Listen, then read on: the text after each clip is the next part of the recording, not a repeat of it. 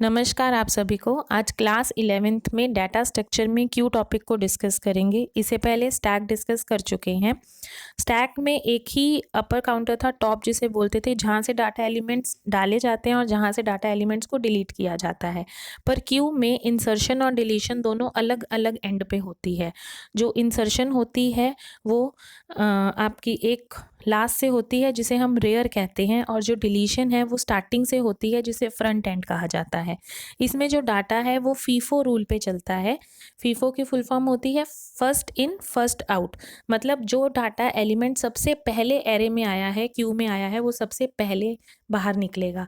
उदाहरण के तौर पे आप ले सकते हो किसी भी तरह की लाइन जब लगी होती है तो लाइन में जो सबसे पहले है उसको सबसे पहले सर्व होगा और जो सबसे आखिर में है उसको सबसे आखिर में होगा।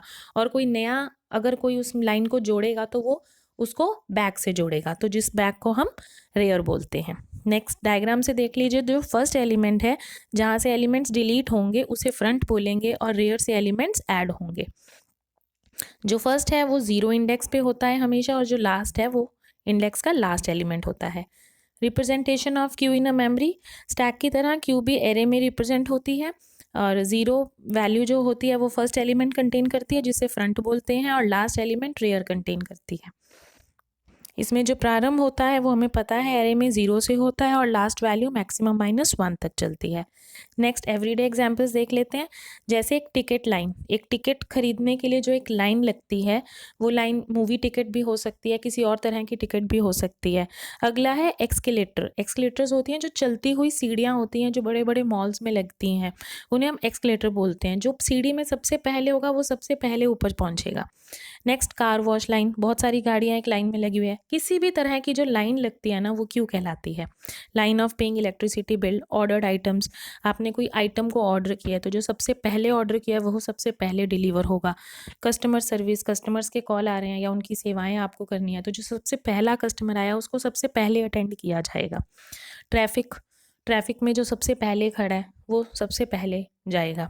हेल्थ केयर, आप हॉस्पिटल जाते हैं या कहीं किसी भी तरह के हेल्थ केयर सिस्टम्स में जाते हैं तो जो सबसे पहले आया उसे सबसे पहले हेल्थ केयर की फैसिलिटीज़ मिलती हैं। तो ये कुछ एवरीडे एग्जांपल्स हैं।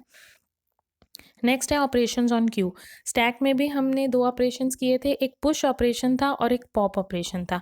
ऐसे ही क्यू में जो ऑपरेशन है उसका नाम है एन क्यू। एन क्यू का मतलब होता है किसी भी डाटा एलिमेंट को ऐड करना, और इसे इंसर्ट या पुट ऑपरेशन से भी जाना जाता है। तो इसके 3 नाम हैं, enqueue, insert and put operation. तो स्टैक की तरह जब भी हमें कोई डाटा एलिमेंट किसी क्यू में डालना होता है तो हमें उससे पहले कंडीशन चेक करनी पड़ती है कि कहीं स्टैक पहले से भरा हुआ तो नहीं है, तो उसके लिए होती है स्टैक ओवरफ्लो। ऐसे ही इसमें क्यू ओवरफ्लो, अगर वो पहले से ही ओवरफ्लो होगा तो उसमें और डाटा एलिमेंट्स इंसर्ट नहीं होंगे। अगर इस कंडीशन को हम फॉल्स होती है हमारी तभी हम इसमें और डाटा एलिमेंट्स ऐड कर सकते हैं। नेक्स्ट सेकंड ऑपरेशन का नाम है डी क्यू। डी क्यू में हम डाटा एलिमेंट्स को डिलीट करते हैं और इसे डिलीट भी बोला जाता है और गेट ऑपरेशन भी बोलते हैं। तो इसमें 2 ऑपरेशंस हैं, पुट इंसर्ट और दूसरा गेट डिलीशन। इस डिलीट करने के लिए भी आपको पहले क्यू को चेक करना पड़ता है कि उसमें कोई डाटा एलिमेंट है भी कि नहीं। अगर क्यू पहले से ही खाली है तो उसमें से कोई डाटा एलिमेंट डिलीट होगा ही नहीं। तो उस कंडीशन को चेक करने के लिए आपके पास होता है अंडरफ्लो। तो अंडरफ्लो कंडीशन वो होती है कि आपका जो क्यू है वो एकदम खाली है। अगर ये कंडीशन फॉल्स होगी तभी हम उसमें से कुछ डिलीट कर पाएंगे। नेक्स्ट टाइप ऑफ क्यू है, सिर्फ नाम पढ़ रहे हैं, इसको डिटेल में नहीं पढ़ेंगे। एक लीनियर क्यू होती है जो लाइन में होती है। सर्कुलर क्यू सर्कल में होती है। प्रायोरिटी क्यू में हम जो भी हमारी चीज़ें होती हैं हम उसको प्रायोरिटी दे देते हैं कि कौन सा काम पहले करना है। और एक लास्ट होती है डबल एंडेड क्यू, दोनों एंड्स पे फ्रंट और रेयर होते हैं। तो दोनों जगह, इसके अंदर आप दोनों जगह से ऐड भी कर सकते हो डाटा एलिमेंट्स को और डिलीट भी कर सकते हो।